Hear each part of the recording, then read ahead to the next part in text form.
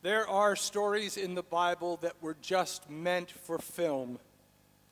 The story of the parting of the Reed Sea and the passage of the Hebrews from the ensuing Egyptian chariots and armies is one, memorably recreated, though historically inaccurate, by Cecil B. DeMille.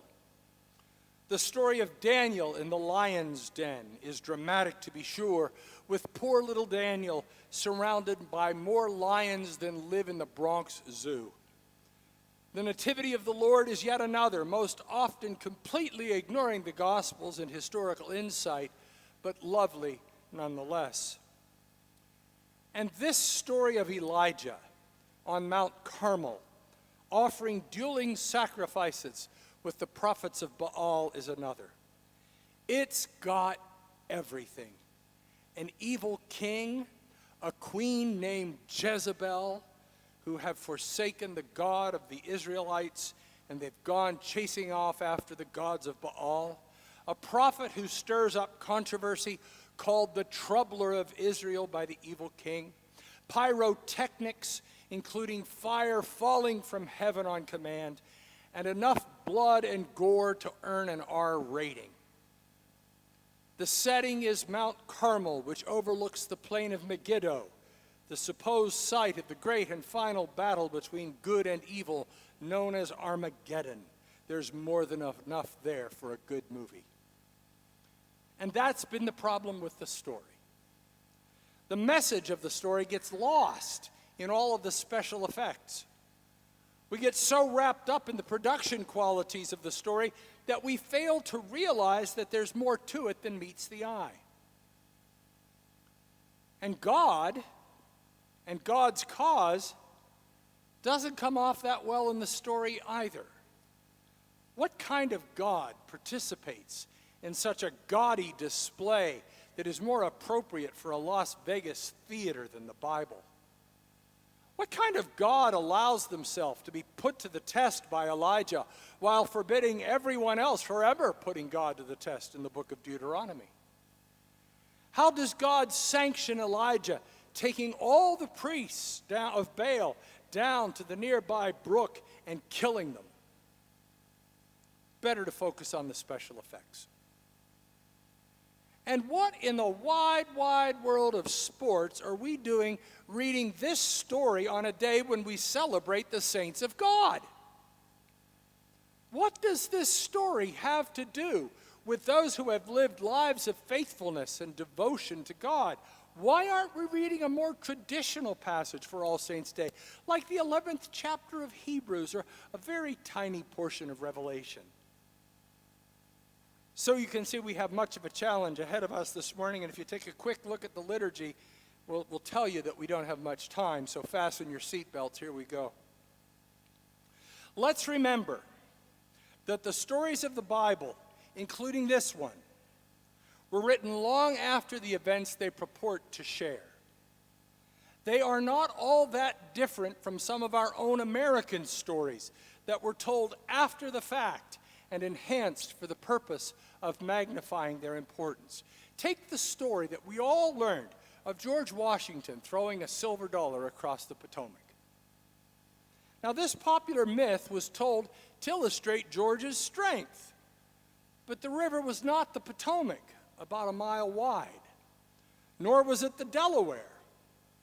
If you look at George's childhood homestead, perhaps it was the Rappahannock River near Fredericksburg, Virginia. And according to the myth, Washington threw a silver dollar. But that couldn't be true.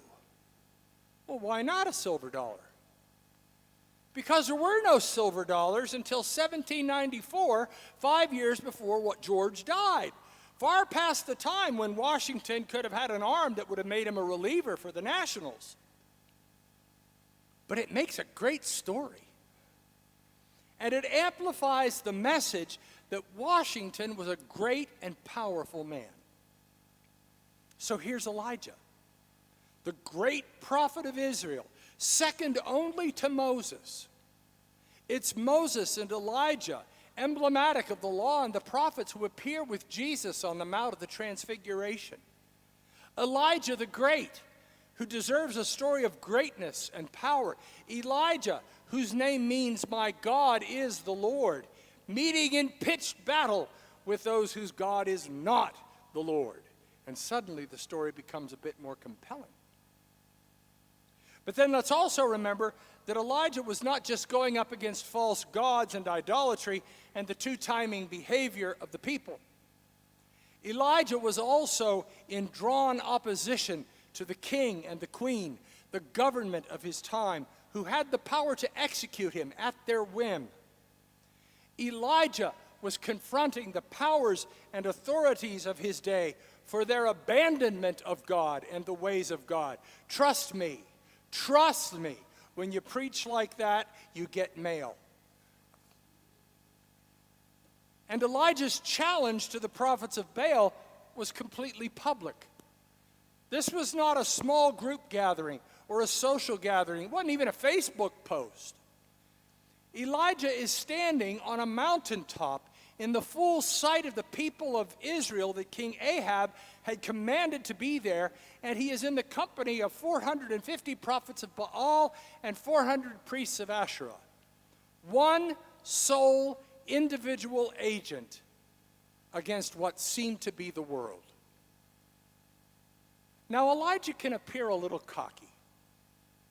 You can read this story as Elijah being a little too sure of himself. He comes off as smart-alecky, even snarky. But very often, confident people come off that way. When people are certain of something, there is a boldness, an audaciousness, a fearlessness that is at the core of their being and their behavior. Elijah's bravado is not masking anything. Elijah is certain of his mission. And his mission is to remind the people that God is God and there is no other. God is God and cannot be depicted in idols of metal or stone. God is God, and God calls God's people to a particular and even a peculiar way of life. And that is what is at the heart of this story of Elijah and the events of Mount Carmel. Elijah is certain of his certainty when it comes to the reality of God. Elijah is not unsure or doubtful. Elijah is not unconvinced or hesitant. In the presence of imperial power and religious malpractice, Elijah stands boldly in witness to God and God's way. Saints are those who stand boldly in witness to God and God's way. They are not superhuman, nor do they possess superpowers. They are often among the least and the forgotten of the earth. They are not always powerful by the metrics of power and influence. They are not always rich and comfortable.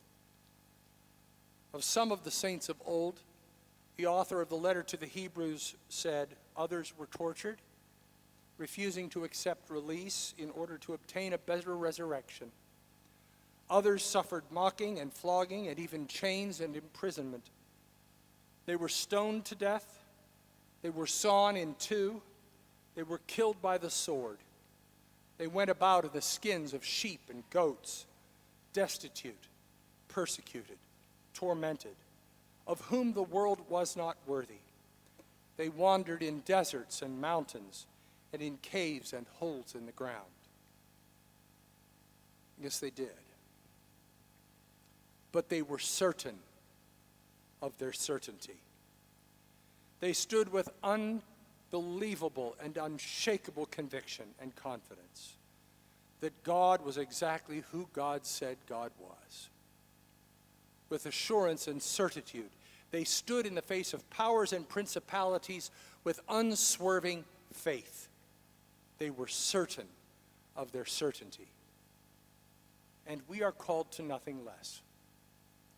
You and I are called to sing in the words of the old evangelistic hymn, "But I know whom I have believed, and am persuaded that he is able to keep that which I've committed unto him against that day. In the face of powers and principalities, in the presence of friends and enemies, in the face of popularity polls and general acceptance, you and I are called to the certainty of certainty, that unshakable confidence that comes from being connected to God. We are called to stand with the utmost assurance that God is with us and that nothing can separate us from the love of God. This is the faith of the saints. This is the faith in which they lived and died. This is the faith of Elijah. And it is the faith that we too are called to live, for now and evermore. Amen.